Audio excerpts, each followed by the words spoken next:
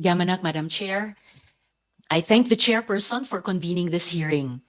I had hoped that the privileged speech I delivered yesterday could have been referred in time for today, but I know wala nang time dahil may 3-day rule.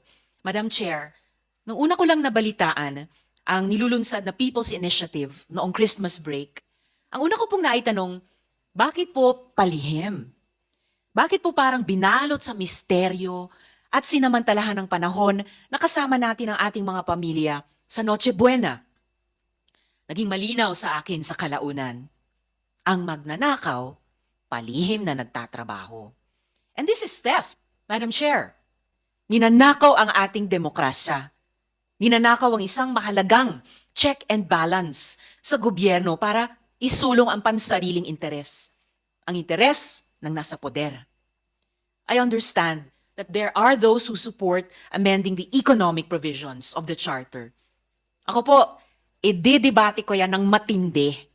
Lalo na malinaw ang banta ng China. At alam natin ang interes niya sa ating likas na yaman, sa ating critical industries. Pero kung hahayaan natin ituloy ang PI na ito, mawalang galang. Pero PI talaga.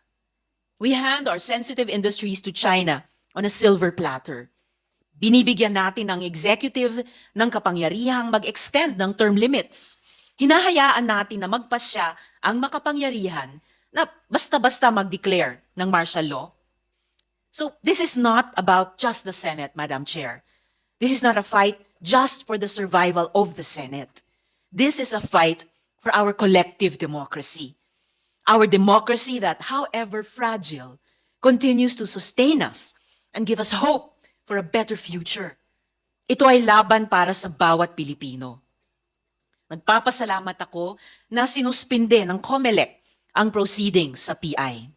Pero sana po madinig din natin definitively na hindi na talaga itutuloy. Dahil hindi po ito talaga ang sagot sa kailangan ng mga Pilipino ngayon. Disenteng trabaho, murang pagkain, pagsukpo sa korupsyon. Habang nag-aaway ang nasa taas kung cocaine o fentanyl, kung nasa watchlist ba ng PIDEA, ang taong bayan patuloy ang paghihirap. Nasa pagitan ng nag-uumpugang mga bato at ang gusto lang ay guminhawa ang buhay.